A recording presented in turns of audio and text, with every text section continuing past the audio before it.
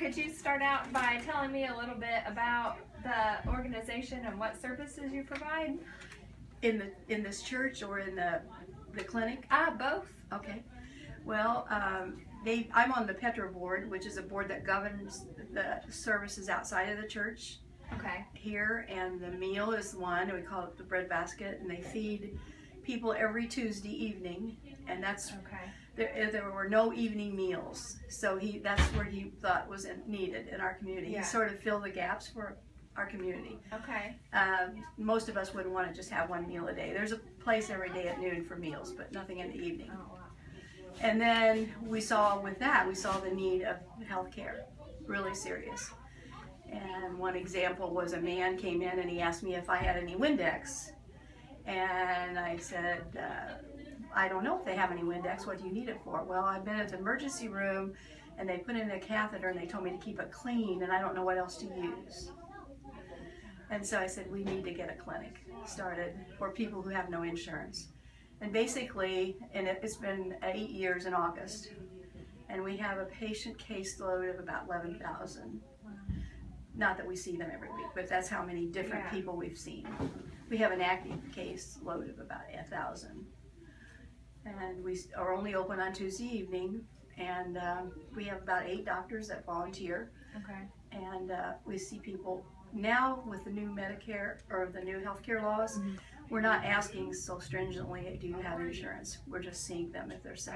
Yeah. Before, they do have to be a resident of Wayne County. Okay. That's probably more information than you needed. No, that's great. What do you think your biggest needs are? Like, do you need financial donations or food or volunteers? What would you benefit from the most? Needs, there's a big need for the food. You know, the cost of food has gone up for this feeding program. Now, our church feeds the third Tuesday and has for 15 years. A lot of the churches have done it for a long time. The Rock Solid feeds on Sunday, and the hospital, like today, is furnishing a meal to help with the, And they used to have a big grant that we got from Earlham, and we don't have that now. So I would say a big need is for money for food. We do have quite a bit of money for prescriptions in our fund. We usually try to prescribe the 4 $10 scripts, and no controlled substances.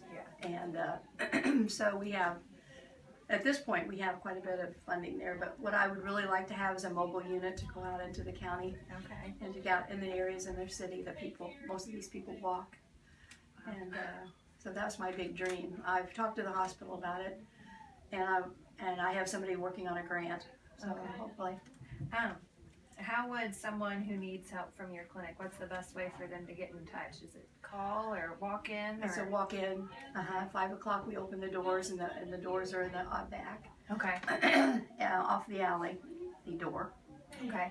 And in fact, that's the first thing we got. We've been praying for the clinic, and a man that has a window business came to Dave and he said, I have had a good year. Is there anything I can give you? I need to put a window in for something. And so he's quickly sketched a logo, and we had the door before we had anything else for about a year. Yeah. So it's interesting how God works.